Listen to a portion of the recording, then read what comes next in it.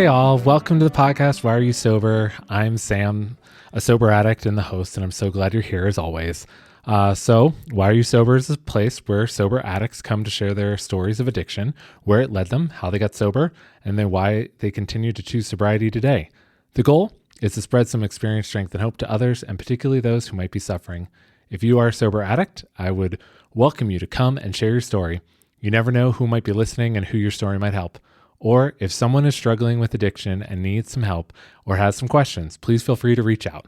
You can reach me through my website, whyareyousober.org, or my email address, which is sam@whyareyousober.org. Or as always, you can also find me on Facebook, Instagram, or Twitter. So with that, last week we heard from my friend Amanda, and I am so glad that she came and shared her story. It can be a bit intense, but it's true. And I am so glad that she was the leader of the first meeting I ever went to, and I'm so glad that we have continued to stay friends. And that is just one of the most amazing things about sobriety, is just the community and connection and people and love and joy and all the awesome things that I keep trying to spread out there to everybody. So this week we're going to listen to my friend Jessica. Jessica also came from my original home group down in Florida. She's super awesome. And her story can be a bit intense also. But Jessica is one of those people who has an amazing spirit, an amazing ability to persevere. And she is just such a joy to be around and such an inspiration to me about how to just keep going sometimes when things get hard. So with that, I hope you enjoy Jessica's story. And right now we'll do the serenity prayer. Good and gracious friend, grant me the serenity to accept the things I cannot change, the courage to change the things I can, and the wisdom to know the difference. Amen. Pretty good. How are you? I'm doing well. It was really cool because I remember I was like, oh my gosh, we actually talked like about a year ago. Yeah, it's been a little while. Do you I know? was But I really, mean, I've talked to you more than I've talked to anybody else that I've been talking to. So that's been yeah, great. it's been a while. I was definitely going through it Yeah. um, at the time for sure. Yeah. So, well, thank you for being a part and being willing to do this, and um, yeah, and for helping me out. It's super helpful. Yeah. Because what I'm trying to do here is I am looking to start a podcast of basically a collection, hopefully a very big library of varying addict stories about their addiction, where it led them, how they got sober, and then why they're still sober today. And I'm Mhm. hopefully going to put out there some experience, strength, and hope for others, as we all do. Because I was like, you know what? This is some pretty good 12th step work for all of us to be a part of. So, yeah. Yeah, I think it's a good idea. Actually, I just started listening to a podcast that more on about Al-Anon. So I was on Spotify and I came across a podcast, and she sometimes brings people on that's like in recovery and stuff, and it's cool, and I like most of the messages. There's some stuff though that I'm like, I don't know, but we can talk about that like another time. But Yeah. No, no, absolutely. I think it is needed for sure. And wherever you get it going and published, I mean, I think you'll find a following for sure. Thanks. Well, yeah, I'm just hoping that, like I said, it just is out there to help people. Yeah. Cause going through COVID, I was really, really thinking through like how and what can I do more out, because I was, everyone was in isolation, and it was like, what can we do more to help people? So, I finally came across this idea, and I was like, this could be fun. So anyways, yeah. Well, Yeah. thank you for being here. Thank you for willing to do this. So Jessica, if you don't mind starting, what is your addiction? So what got me into recovery is it was alcohol. Hmm. But I mean, prior to that, I mean, I've done dry goods and not all the other things, but a lot of all the other things. Yeah. um, but what got me into the rooms was my drinking. for sure. Okay. And so when do you feel like your addiction began? Well, that's a great question because well, so when it kicked off, right? Because I was a cucumber, right, before I got pickled. Yeah. um, Yeah, but I love that. I love but that. I love that illustration. That was good. but when you look back and stuff, the isms were probably already there, Mm. you Hmm. know, but society makes it hard, right? Hmm. Because to me, I didn't think that I had a problem. Um, I thought that I drank like everybody else. I thought that I drank like all the kids in college. I thought like that I drank and did all the things that people my age did. Um, it was the behaviors and the emotional like that got to be too much. I started becoming really violent, and just downright nasty and doing things that was going to lead me to jails, institutions, or death. Hmm. So I pretty much I got scared of myself. Other people became scared of me. I became scared of me. And how old Um, were you about this? Uh, so when all that happened, that was at the beginning of my. I would say 29 into 30, things really started to go downhill. But Okay. when I reflect back, I mean, it was always alcoholically the things that I did. I always wanted more. I never Yeah. wanted the party. I never wanted the fun or the party to end. I was always the last one up most of the time. If I got sick and hung out with the porcelain gods, I either passed out there or it just made room for more. Yeah. Um, but I didn't think anything was wrong with me. Things were wrong with everyone else. But then when it just it got to the point though that I just didn't act right. Mm. I didn't act right. And I could see that. And then so I mean I can tell you my last day of drinking, Yeah. you Yeah, know. if you want to. So it was September 28th of 2013. I thought it was a good idea to go to like a pregame for football. I don't even like football. Um, Yeah, but there was so drinking. So I would yes, like football too. I hate football, but I like football because it's drinking. right. And I had to work that day. So it was an afternoon game, so it was a morning pregame.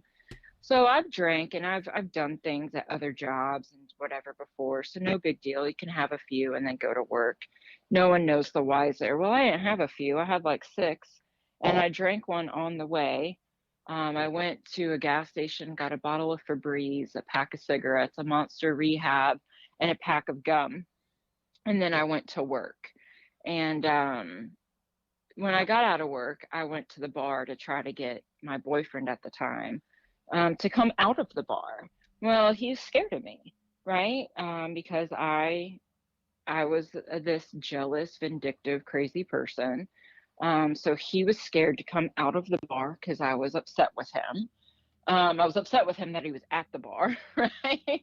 Yeah. So, and he's in there with this other girl that I don't like, and all this stuff. And so I go into the bar, and the owner tells me I'm not allowed in there because in August, August 22nd, it's funny how I remember these dates, but they're catalysts to my life now. But I got in an altercation and broke a lot of dishes the month prior.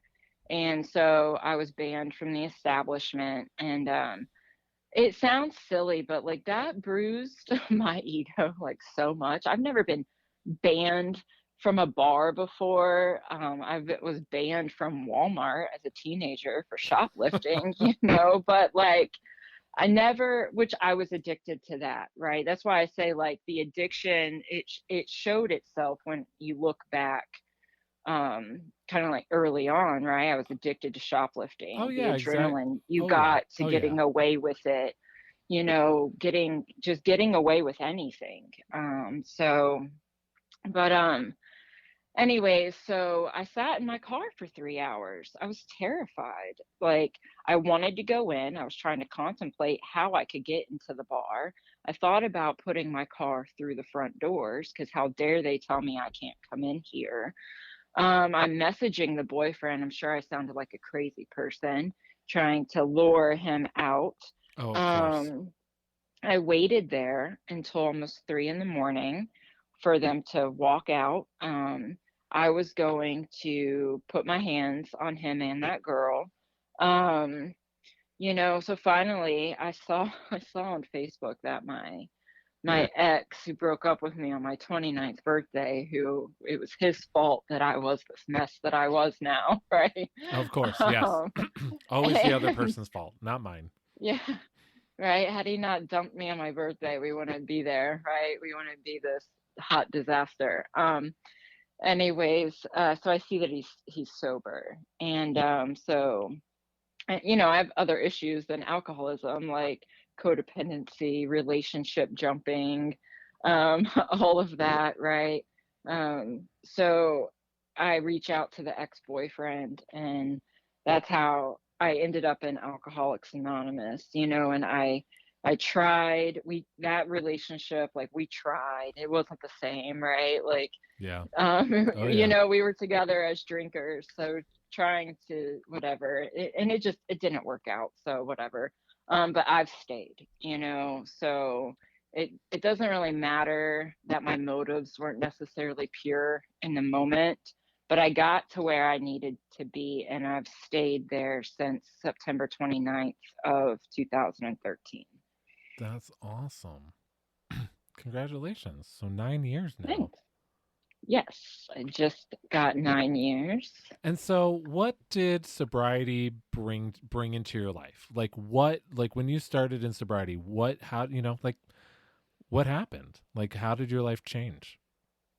Uh, Well, so when I first got to AA, like I don't remember the words and I don't remember the page, but I remember like the tears so heavy, um, and like the stare like through the floor, like to the other side of the earth. And I don't know what they were saying, but it struck me, and like my hand shot up and it just came out of my mouth, like if I don't get help, I'm gonna kill somebody or kill myself, and then like all these, because it was just full of old timers, and like I felt like I belonged. I felt like I was at home.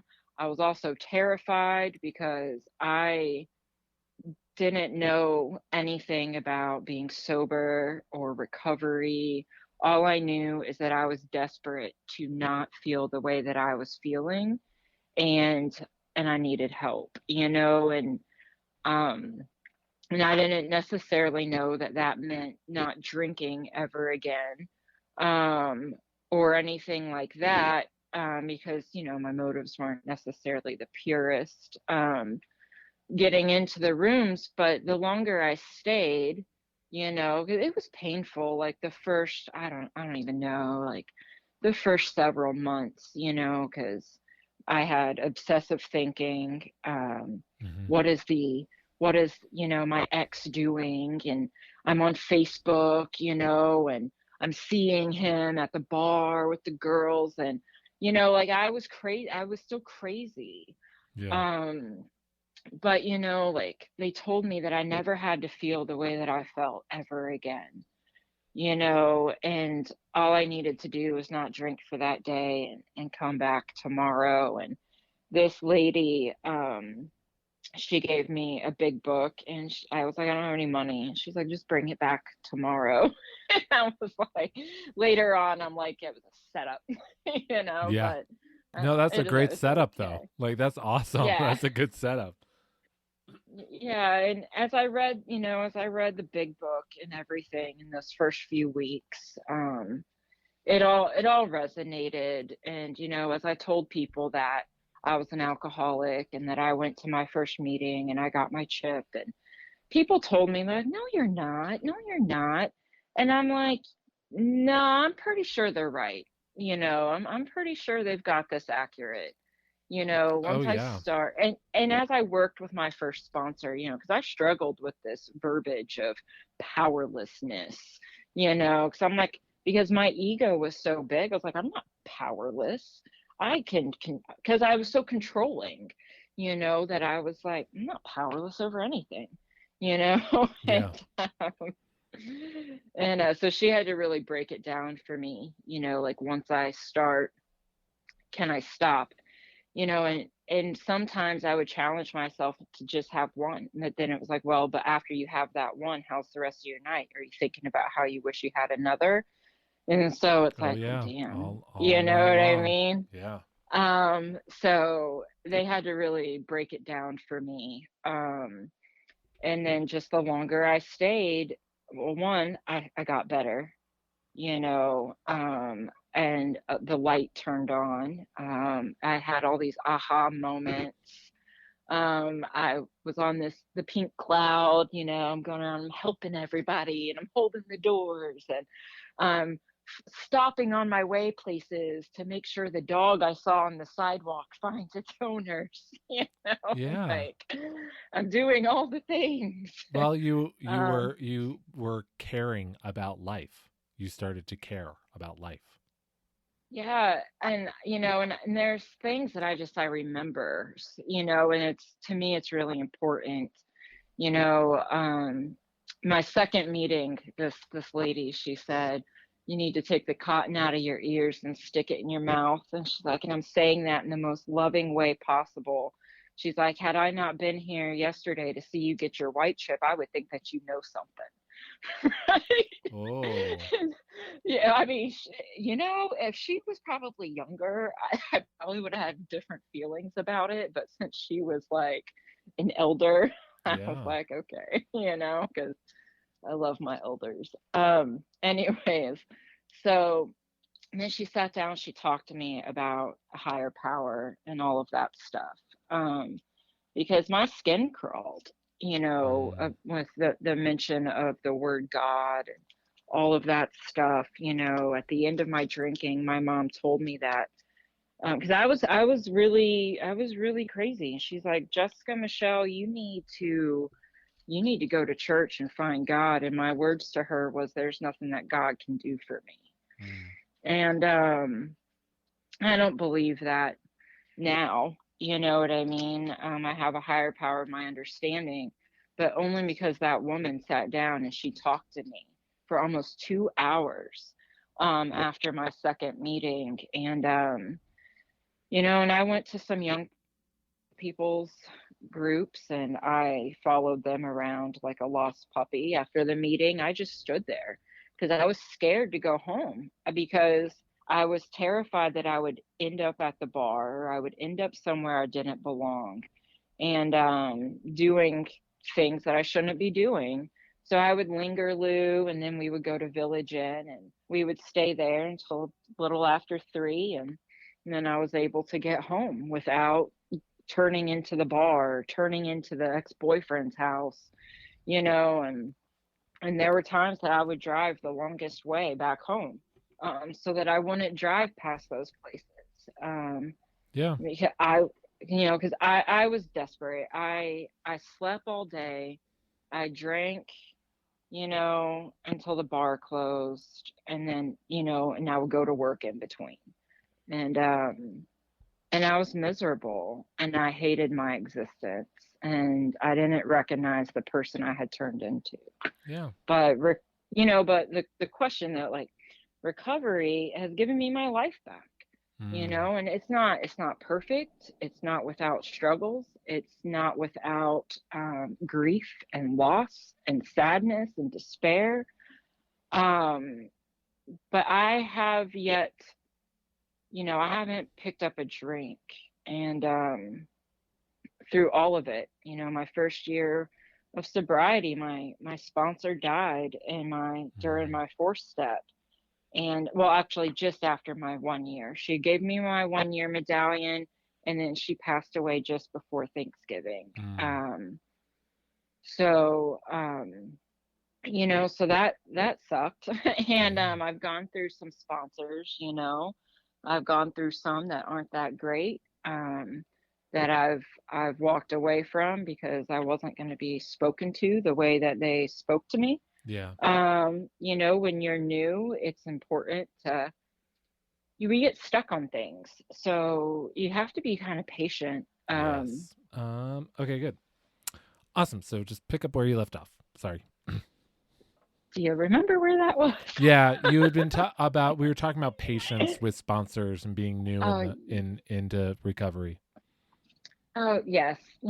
I was stuck on something that had happened at my work's holiday party. And, I was still in early recovery, so I was stuck on this thing that this girl did that I didn't agree with. And the sponsors like, you've been stuck on that for 36 minutes already, and it's so effing frustrating. I want to slam my head into the table. And that's the last time I ever spoke to her. And I let go of that relationship through an email, Yeah. and because that's just no, you know what I mean. Yeah, that's not So okay. Yeah. so Yeah. but I've there's been so many aha moments too.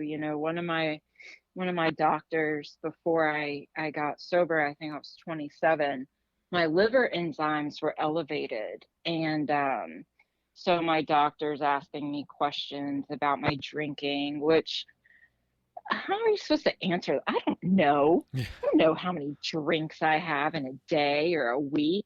Since when were we supposed to count that, it's ridiculous. I don't see anybody else counting their drinks. You know what I mean? Yeah. So, anyways, so she set me out on this little task to keep a tally. I couldn't keep the tally because I'd get confused.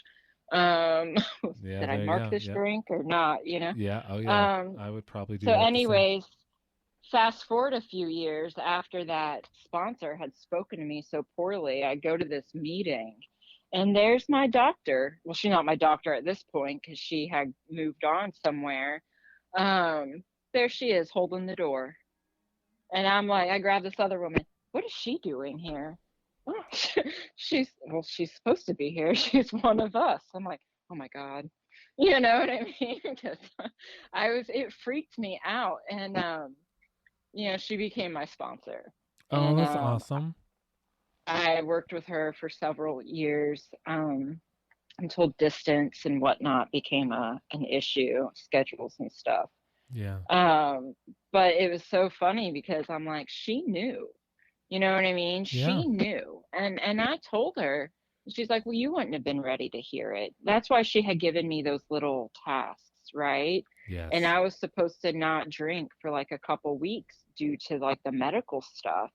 And it was sufferable and stuff. So she knew that like I wouldn't have heard it, but Oh just yeah. how crazy it was to cross paths again like Mm. that, and then and there's just been other times that it's just been people placed in my path in the right moment. And you know recovery has given me most clarity.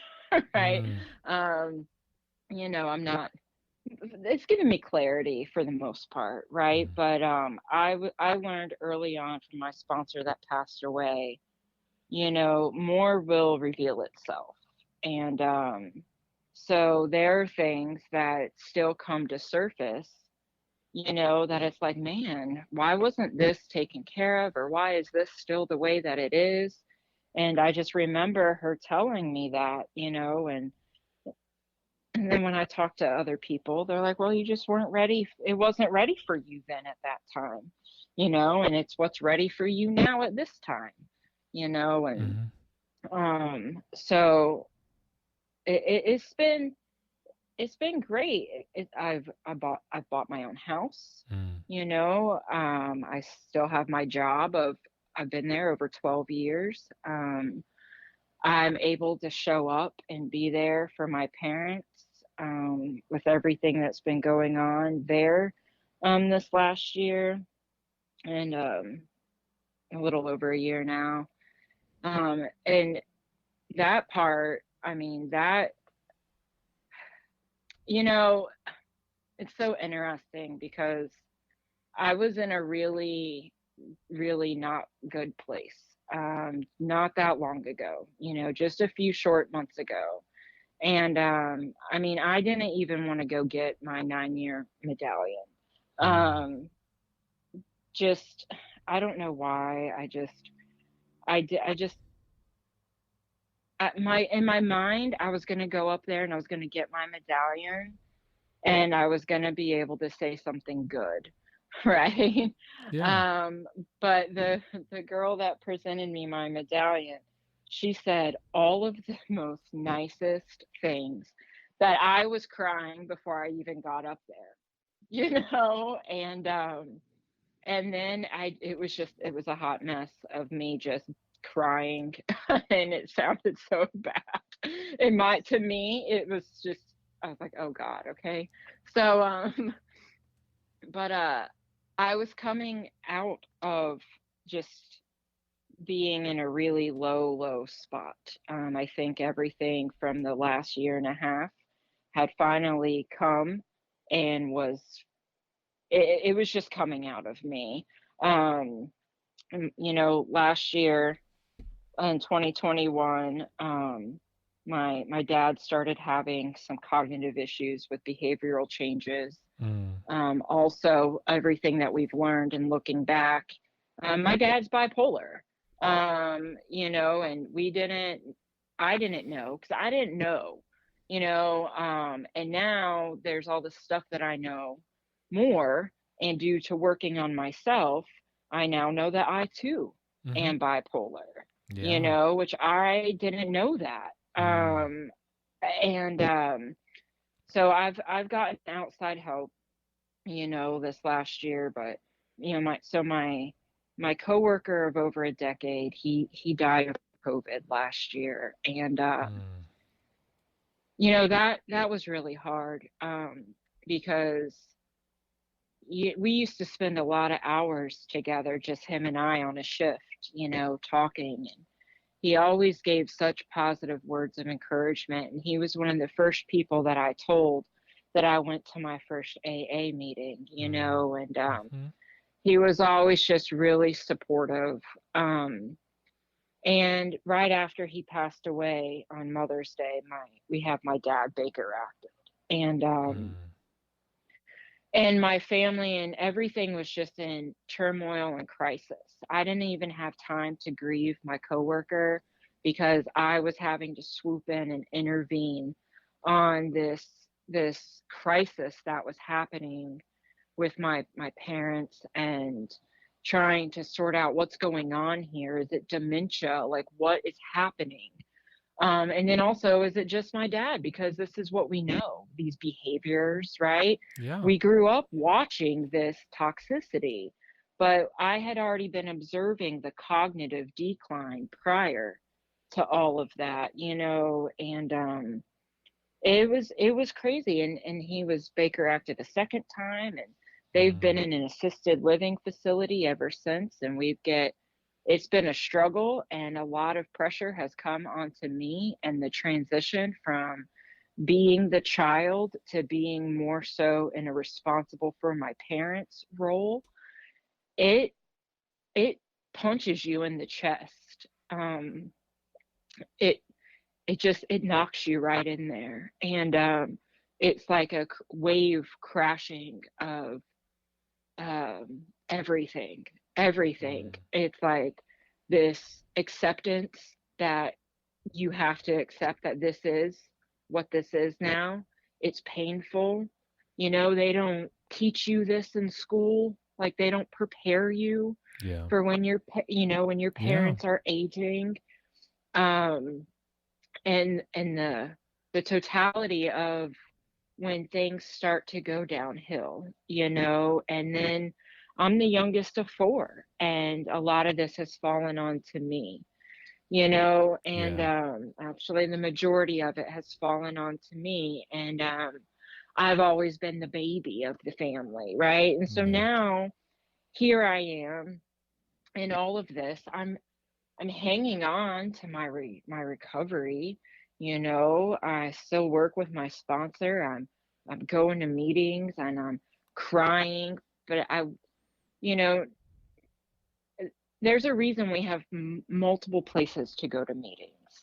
Because not every meeting are you necessarily going to get what you need Yes. from it. Yep. Now, you may be giving something to it, right, for someone else, and you don't know, but you're not always going to get what you need out of it, and it help you feel better on the inside. And I wasn't feeling relief anywhere. I felt so alone, Mm. and there were times that a drink is not an option.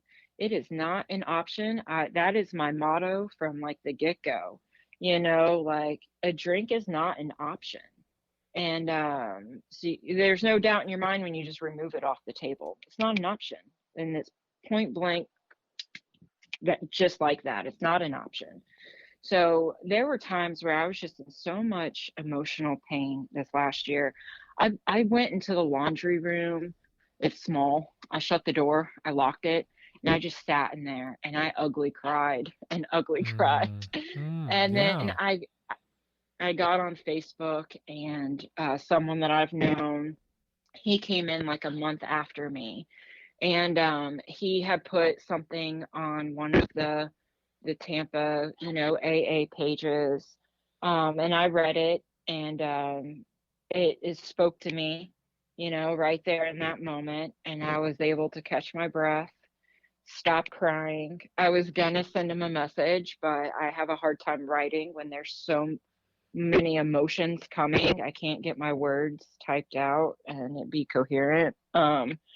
So I ended up not messaging him, but it whatever it was in that moment, it helped me, right? And I mean, I was hanging on by the skin of my teeth, but not because I was thinking about a drink. I was thinking about how I wanted to be relieved of this pain. Mm. Um, and it got to the point where I contemplated putting my car into a pond. And Mm.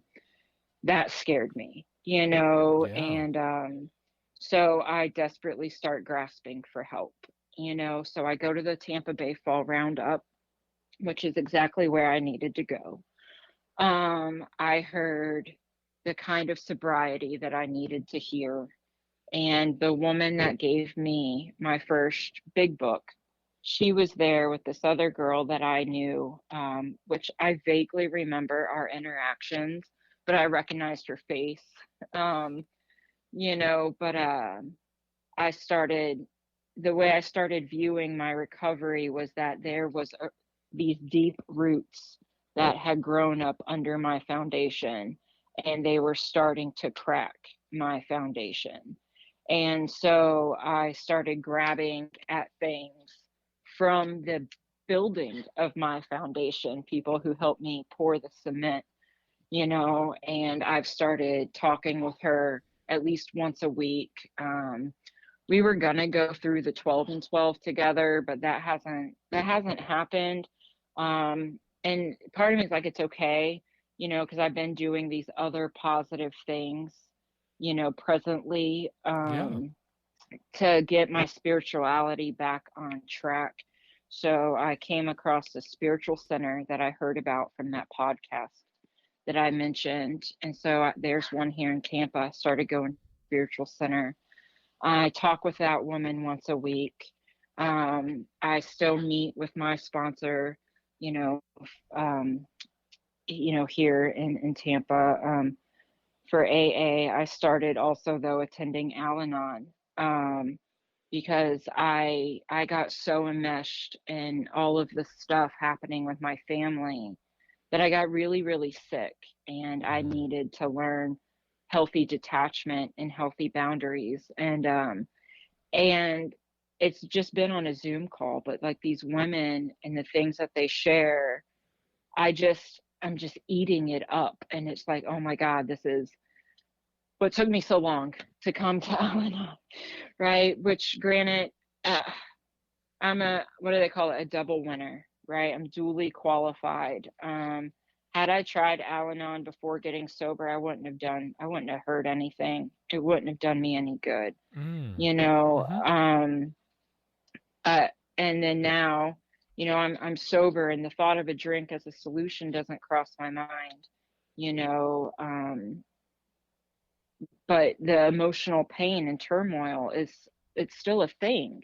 Yeah. So I've started doing these other things to get my spirituality back on track. I signed up for this metaphysical school, um, the University of Metaphysics and the University of Sedona. So I'm doing that. I'm going to get my doctorates in metaphysical sciences. It's interesting, it's different. But when I read up on it, I'm like, how have I not ever learned about this? Sounds How did I not know this place exists? that's awesome. Um, so the way I look at it is like this last year I died. You know what I mean? Not a physical death, but like a spiritual, mental, emotional death. And Yeah. the way I look at it right now is that I'm on the rise back from the ashes. Yeah. And I found myself a few months ago, before getting stabilized, with my outside help, therapist, psychiatrist, Yeah. and these other measures that I'm taking for myself. I've started walking like 2 miles Awesome. most every day. Well, it's a fight. Whatever the disease is, alcoholism, mental illness, doesn't matter. You have to fight back. Yep. You know what I mean? You Amen. have to change your diet. You Yep. have to do some exercise. You have to go dig and find whatever it is that will help you. You know what I mean? For the better good of yourself. Oh, And absolutely. I totally hear that because I always tell people that recovery from anything, even like recovery from surgery, it takes work. To mhm. recover is a verb. So you have to actually do something to recover. You can't just lay around and rest. Like that's not going to do anything. You have to actually like participate and do it. Like go to the physical therapy or what you're saying. Like you got to go out, you got to I did find that the too. things. Yeah, you got to find the things that you need to be okay in life, but also to heal and get better. You need to find those things. No one's going to they're not just going to magically end up on your door. Like you got to go out and find them when you need them. And that's what you're doing, which is sounds awesome. Like Yeah, I I, mean, it was dark, and yeah. I mean, I was crying all the time. And then let's just throw in there, I just turned 39 in September also. So on the 17th I turned 39, on the 29th I turned 9, right? Yeah, well, on the um 29th I turned 41. So don't even start what? with me. And on the 2nd I turned 6. On October 2nd I would turn 6 years old. So, Aw, yeah. awesome. Yeah. Well, congratulations. But the 39 though, being a female, Mhm. the hormones weren't helping any of this other stuff either, right? Um, so I was coming unhinged. So I got this giant U-shaped body pillow, and I was miserable. So the advertisement for this giant U-shaped body pillow is this pregnant woman, and look at her all pampered and so smiling and happy with her pregnancy and this pillow. And I was just like, screw that lady. I need this lonely, sad B word pillow, because I was just so miserable. I didn't like seeing anyone else being joyful. um, anyway, so I got the pillow, right? And that pillow, I'm really glad that I got that pillow. It gave me something to squeeze and hug, right? Because I could not feel comfort. Nothing that I did was providing me comfort. And, and sure as the hell I know that, I'm not going to get the ease and the comfort from the first drink. Like Yes. it may light my veins on fire, but then I'm going to burn the whole world down and I will be of no use to Oh, my yep. parents Oh, yep. whatsoever. um and I'll unravel everything that I've worked for, and that the gifts of sobriety and my higher power have given me, and you just don't, that's like decimating a grave or something. You just don't do it. Yep. Anyways, so I found myself hugging this pillow, crying the deepest of cries from the deepest depths of my soul. And the I mean, I haven't said this prayer, maybe only one when I got sober. I may have said it another time when I lived in St. Pete and things were really bad. Um, Living with a active alcoholic at the time. And so I don't remember if I said that little prayer then, but I definitely said it when I got sober and then just a few months ago. God help me, God help me, God help me. Mm. And then right after all of that was the fall roundup. The woman Yeah. who gave me Awesome. gave me the gave me the big book. Then they led me on to the women's Al-Anon meeting that's on Zoom. Then I looked for more Al-Anon material and led me to that podcast. That podcast led me to the spiritual center, and to the University of Metaphysics and stuff. And and and I've just been doing that. I attend some AA Zoom meetings, and I go to more speaker meetings. I was asked to speak at two different meetings back to back, one of them being Saturday Night Fever, which is a really big meeting here. And then another one that was in front of, it was a lot of people from Salvation Army and different treatment centers. But in that meeting, I look up and I'm talking about my stories from high school, and the dry goods and all the dumb things that I was doing and the money I was stealing from people. And I look up and there's this girl from high school sitting right in front of me. Um it was and then I just wave at her. I just lift my hand and I'm like, because she knows exactly what I'm talking about, Mm. because Mm. Yeah. we were friends. We were in marching band together, Yeah. like, and here I look up and I'm like, it's a small world and you never know. You never know, one, who you're going to help, or two, who you're going to cross paths with in recovery. And you're like, oh shit, you too, you know? Yeah. And Absolutely. so it's just, I mean, it's a journey, and it's true when they say it's not linear. And um and complacency is a thing, and resting on your laurels and all of that stuff. And when it gets uncomfortable, it's uncomfortable, and people either drink or they do something about it. Me, I don't want to drink, you know Yeah. I I'd know. I. rather I. go. I know what that choice does in my life. I don't want that choice again. Yeah, I mean, I quit smoking too. Like, Oh I yeah. Me quit too. smoking cigarettes in the middle of all that chaos last year. Like, I quit smoking in March, That's incredible. before our mutual friend had his surgery on his throat. Yeah. So I thought that it was because of smoking. So I did it. One, I did it in support because he wasn't going to be able to smoke anymore. So I was like, then I'm going to, you know what I mean? I'm going to back that by quitting smoking too. Yeah. That's awesome. And then also, I thought the boyfriend was going to quit smoking, which he tried, but he didn't succeed. I stayed the course though.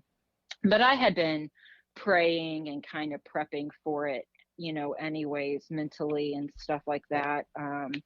So, and I haven't thought, I mean, I've had so many reasons to make an excuse to pick up a drink or to pick up a cigarette in the last like year and a half. I could Yeah. name off any excuse that I want. Oh, my coworker died. Yeah. or my dad was Baker acted, or oh, my parents are old and I'm sad, and I'm mentally emotionally a wreck, Yeah. and all of those things. But if we're in strong recovery and you build a good foundation, then and you truly get the step before the step, right? um the concede to my innermost self that I'm an alcoholic, right? And that there is no safe amount of alcohol that I can ever consume, and to drink is to die. Yeah. And you hold on to that, and that through and through. um and all this shit will pass, but it's hard and it hurts. I mean, I can't even put into words the depth of the pain and the grief, but I think it was everything finally coming out. I Mm. mean, Mm-hmm. Oh, I absolutely. feel like I finally grieved the grieves of all the grievances, Yeah. just a few months ago. And but I pick up a drink. You know what I mean? Yeah. And that's really all that matters. And I have sponsees, and I'm like, man, I felt bad because I was crazy. I'm losing it, and I'm trying to be this example. And the only example that I could be is that through all of this, I did not pick up a drink, you know? Um, Which and is a that's great really the, example. And that's the only yeah. example that anybody needs is just showing that. And that, I mean, yeah, Jessica, what everything you said has just been so awesome because, I even relate it to my own story of after a year of sobriety, my now ex husband at the time, um, came and asked for a divorce. Hmm. And I'm like, what? Like, I mean, at the time I thought like things were better, but he, clearly it wasn't. Hmm. And what did I do? I went to a meeting and I put up my hand and I said, hey, this just happened and I don't know what to do. And I got help, I mean, it's the story, it's the story of like we got to do something. We have to get up because no one's going to do it for us, and we know what the option is if we go and drink. So, and we know it's not great, so we got to find another one. I mean, it like that's awesome. I'm so proud of you and all that you've done. Like, Yeah, thank you. yeah, It's absolutely. also it's also important to know, because when we're in the program and we're in different meetings, a lot of people got a lot of different views of what sober is, and some dangerously think that if you take mental health medications, right, that you're not sober, which is just not true. Yeah, And yeah. we're not doctors, so Exactly. And you know what? um And everybody's program is their own program and they got to do it how they got to do it. And, no judgments about it is the way I look at it. Like, and people have got to definitely pay attention to what their doctors say regarding medical treatments. So, yeah. yeah. Yeah, and it's not like I haven't been on anti-anxiety or antidepressants, before in the past, right? But you can't take stuff if you're drinking. It's not going to do any good. Oh, yeah. Then even when I got sober and I was still batshit, like I got put on medications and they had side effects, and I didn't like the results of those side effects, and that was making me miserable. So I went off of them, and I thought that I was okay, right? And like all is well. I'm not like, I don't know, I didn't feel like I was not well. And um and then this stuff that happened, right, just Yeah.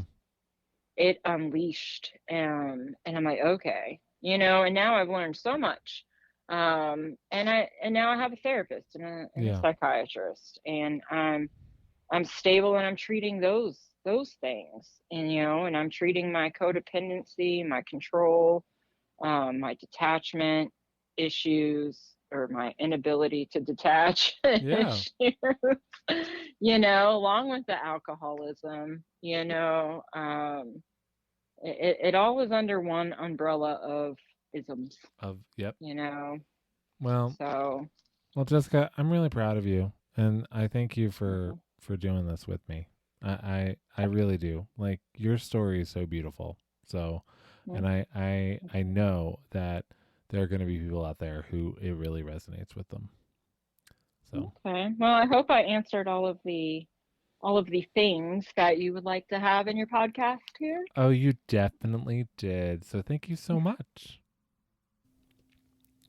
Well, I hope you enjoyed Jessica's story as much as I enjoyed talking with her. This is one of the most amazing things that I get to do is just talk with my friends and talk with other people in sobriety and share their stories and get the experience, strength, and hope out there to anybody who might be looking for it. But this just brings me so much joy to be able to do this week after week.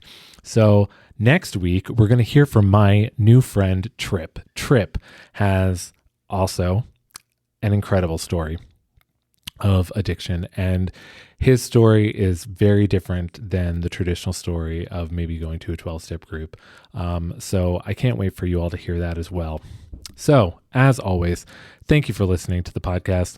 Please follow on Spotify, Apple Podcasts, or wherever you find your podcasts, and remember to review and subscribe. If you are a sober addict and would like to come on and tell your story, I would love that. Or if you have any questions or are looking for help, reach out to. You can find me on my website, whyareyousober.org, or email me at sam@whyareyousober.org. You can also find me on social media like Facebook and Instagram. And with that, I hope you all have a wonderful week.